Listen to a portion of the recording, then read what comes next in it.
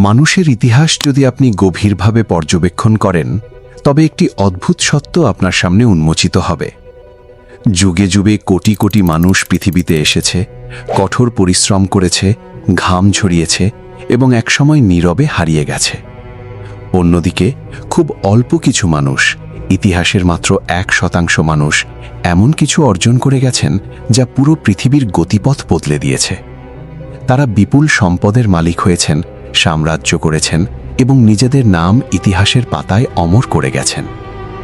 প্রশ্ন হল, এই দুই দলের মধ্যে পার্থক্যটা ঠিক কোথায় ছিল? যারা ব্যর্থ হয়েছেন তারা কি অলস ছিলেন? আর যারা সফল হয়েছেন তারা কি দিনরাত 24 ঘন্টা কাজ করতেন? উত্তর হচ্ছে না। আজ থেকে প্রায় 1 শতাব্দী আগে আমেরিকার অন্যতম সফল ও ধনী ব্যক্তি অ্যান্ড্রু কার্নেগি এই একই প্রশ্নটি করেছিলেন একজন তরুণ সাংবাদিককে। সেই তরুণের নাম ছিল নেপোলিয়ন হিল। কার্নেগি তাকে একটি দায়িত্ব দিয়েছিলেন। তিনি বলেছিলেন, আমি তোমাকে কোনো টাকা দেব না, কিন্তু তোমাকে আমি পৃথিবীর সবচেয়ে সফল 500 জন মানুষের সাথে পরিচয় করিয়ে দেব। তোমার কাজ হবে তাদের জীবনকে ব্যবচ্ছেদ করা, তাদের চিন্তা করার পদ্ধতিকে বিশ্লেষণ করা এবং এমন একটি সূত্র আবিষ্কার করা যা অনুসরণ করলে পৃথিবীর যে কোনো সাধারণ মানুষ শূন্য থেকে চূড়ায় পৌঁছাতে পারবে।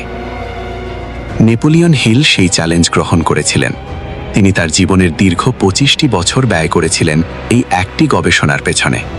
Thomas Alva Edison, Henry Ford, John D রকফেলারের মতো কিংবদন্তিদের ব্যক্তিগত জীবন খুব কাছ থেকে দেখেছিলেন তিনি। আর এই 25 বছরের সাধনার পর 1937 সালে তিনি পৃথিবীর সামনে এনেছিলেন একটি অমর গ্রন্থ, থিঙ্ক অ্যান্ড গ্রো রিচ। আজ আমরা এই কালজয়ী বইয়ের মূল মনস্তাত্ত্বিক সূত্রগুলো এমনভাবে জানব যা আপনার চিন্তা করার পদ্ধতি এবং আপনার মানিব্যাগের চেহারা চিরতরে বদলে দিতে পারে। যদি আপনি আপনার আর্থিক অবস্থা নিয়ে সত্যিই সিরিয়াস হন, তবে পরবর্তী কয়েকটা মিনিট আপনার জীবনের সবচেয়ে গুরুত্বপূর্ণ সময় হতে চলেছে। নেপোলিয়ন হিল লিখেছেন, সাধারণ ইচ্ছা, উইশিং, মানুষকে কখনো সফল করে না। সফলতার প্রথম ধাপ হলো একটি বার্নিং ডিজায়ার, একটি জ্বলন্ত আকাঙ্ক্ষা যা আপনার দিন রাতের ঘুম কেড়ে নেয়। এখানে এডউইন সি বার্নস নামের এক সাধারণ যুবকের উদাহরণ দেওয়া যাক। তার জীবনে একটি তীব্র ইচ্ছা ছিল, তিনি মহান বিজ্ঞানী থমাস আলভা এডিসনের ব্যবসায়িক অংশীদার হবেন।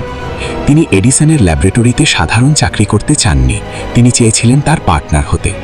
কিন্তু সমস্যা ছিল, তিনি এডিসনকে চিনতেন না এবং তার কাছে ট্রেনের ভাড়ার টাকাও ছিল না। কিন্তু বার্নসের ইচ্ছাটি সাধারণ ছিল না, তা ছিল একটি বার্নিং ডিজায়ার। তিনি মালবাহী ট্রেনে চড়ে এডিসনের ল্যাবরেটরিতে গিয়ে হাজির হলেন। এডিসন তার চোখের মধ্যে এমন এক জেদ দেখতে পেয়েছিলেন যা সাধারণ মানুষের মধ্যে থাকে না। এডিসন তাকে খুব সামান্য বেতনে একটি সাধারণ অফিসের কাজ দিলেন। কয়েক মাস কেটে গেল, কিন্তু বার্নস তার লক্ষ্য থেকে একচুলও নড়েননি। অবশেষে সুযোগ এলো। এডিসন একটি নতুন যন্ত্র আবিষ্কার করলেন যার নাম ছিল এডিসন ডিকটেটিং মেশিন। এডিসনের সেলস টিম ভাবল এই যন্ত্র বাজারে চলবে না।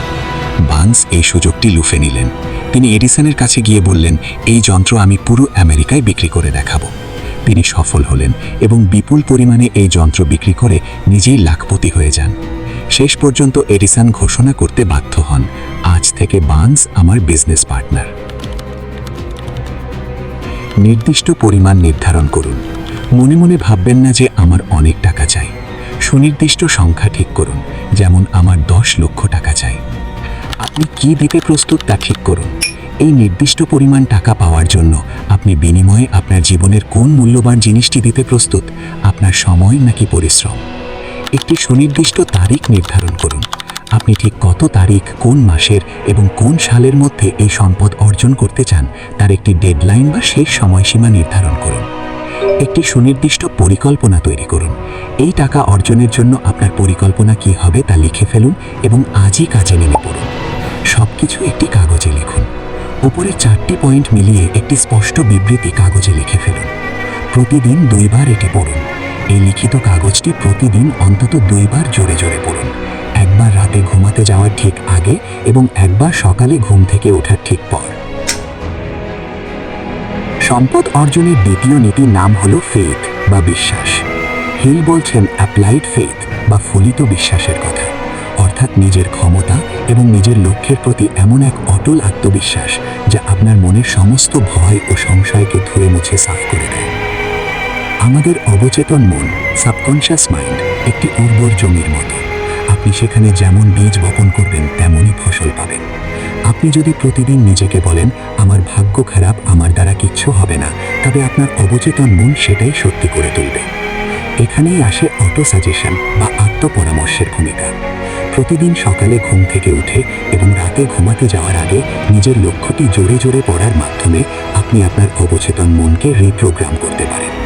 তবে মনে রাখবেন, শুধু যান্ত্রিকভাবে কাগজের লেখা পড়ে গেলে কোনো কাজ হবে না।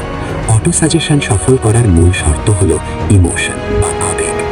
আপনি যখন আপনার লক্ষ্যের কথা বলবেন, তখন আপনার ভেতরের প্রতিটি লোমকূপে সেই সফলতা পাওয়ার আনন্দ এবং কৃতজ্ঞতা বোধ অনুভূত হতে হবে।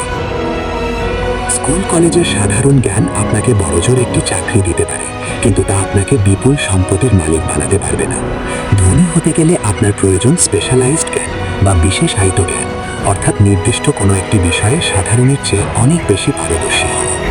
কিন্তু মনে রাখবেন, জ্ঞান থাকলেই হবে না যদি না আপনার মধ্যে পারসিস্টেন্স বা লেগে থাকার ক্ষমতা থাকে। নেপোলিয়ন হিল তার বইয়ে লিখেছেন, উইনাররা কখনো মাঠ ছাড়ে না, আর যারা মাঠ ছাড়ে তারা কখনো উইন করতে পারে না। থমাস আলভা এডিসন 10,000 বার ব্যর্থ হওয়ার পরও হাল ছাড়েননি বলেই আজ পৃথিবী আলোকিত। আপনার জীবনেও ব্যর্থতা আসবে, কিন্তু প্রতিটি ব্যর্থতা আসলে একটি নতুন শিক্ষার ছদ্মবেশ মাত্র। টাকা জমানো বা ধনী হওয়া কোনো ভাগ্যের খেলা নয়, এটি সম্পূর্ণ একটি মানসিকতার খেলা। আপনি যদি আজ থেকে আপনার চিন্তা করার পদ্ধতি পরিবর্তন করতে পারেন, তবে আপনার চারপাশের পরিস্থিতিও বদলাতে শুরু করবে। নেপোলিয়ন হিলের এই সূত্রগুলো শুধু শোনার জন্য নয়, এগুলো আজ থেকেই আপনার জীবনে প্রয়োগ করা শুরু করুন। আজকের এই সূত্রগুলোর মধ্যে কোন বিষয়টি আপনার জীবনের সাথে সবচেয়ে বেশি মিলে যায় এবং আপনি আজ থেকে কোন পদক্ষেপটি নেওয়া শুরু করছেন তা নিচে কমেন্ট করে আমাদের জানান। আপনার একটি কমেন্ট অন্য কাউকে অনুপ্রাণিত করতে পারে। জ্ঞানের আলোয় নিজেকে আলোকিত করতে, মস্তিষ্কের কর্মক্ষমতা বাড়াতে এবং নিজের সচেতনতা জাগ্রত করতে এখনই এই ভিডিওটিতে একটি লাইক দিন।